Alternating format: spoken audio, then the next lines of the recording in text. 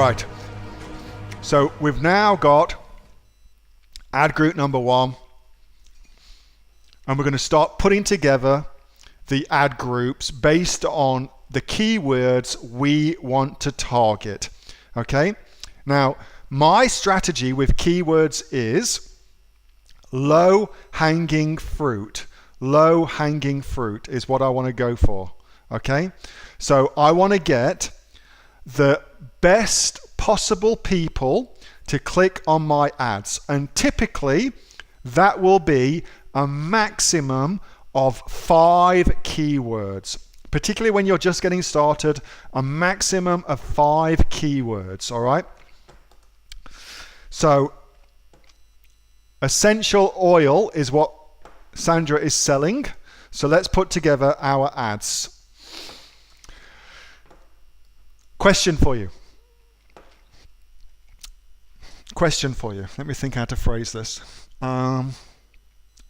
Given that we are advertising Sandra's product, which she sells on Amazon, and we are using Google to do the advertising for that, what word should we definitely include in our adverts?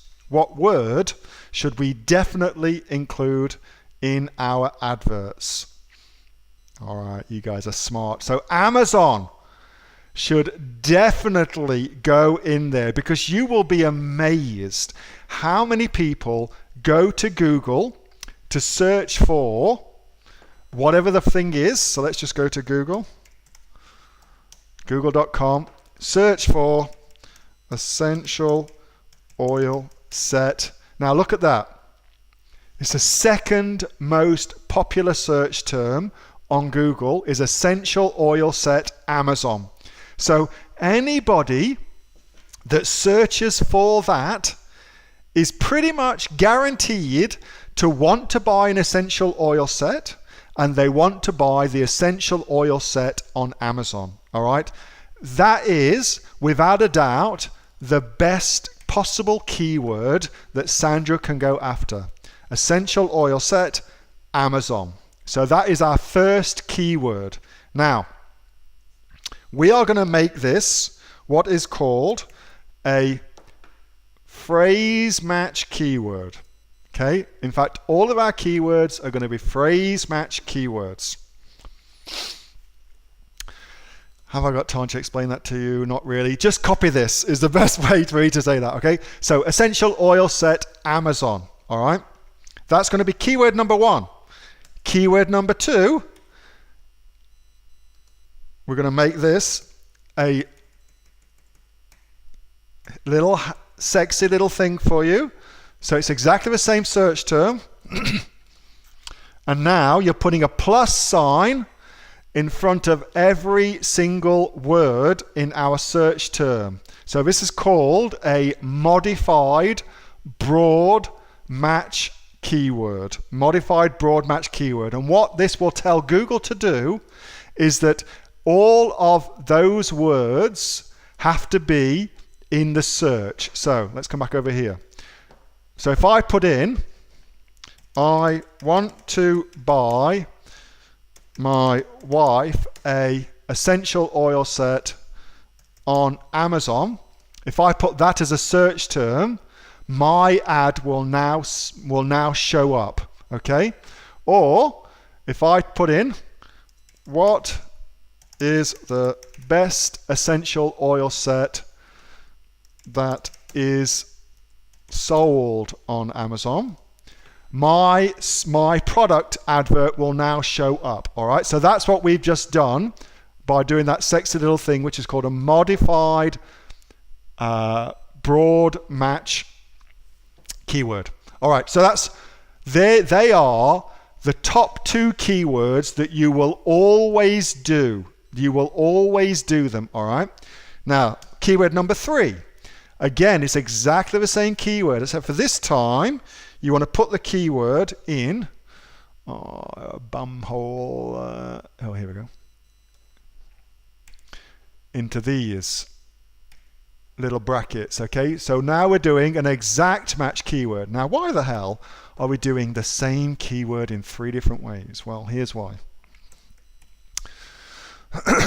If somebody searches for oil set essential Amazon, our ad will show up because of that. So that what this says to Google is all of those words in any order like that. If they search for I want to buy an essential oil set on Amazon, that keyword comes up.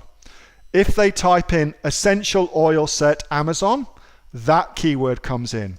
Now, anybody that searches for that, we will get charged less money. We'll get charged less money because exact match keywords are always the cheapest keywords to bid on. Because what you're saying to Google is, if somebody searches for this exact keyword phrase, that's when my ad should definitely show up, and Google will reward you for the relevancy of that by making this cheap.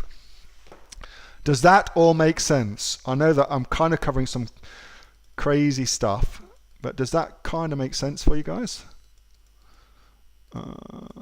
Keyword on the right looks good. Should we be doing this? Yes. All right. Got it? All good. All right. Well done.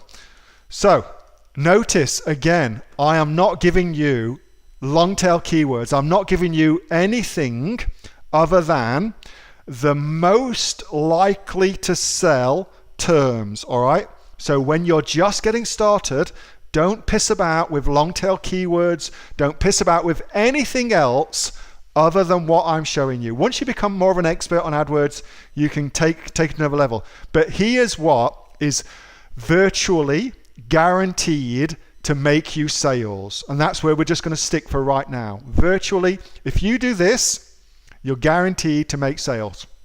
Now, essential oil set. Now, if there was another very good way of describing Sandra's product, so let's have a look.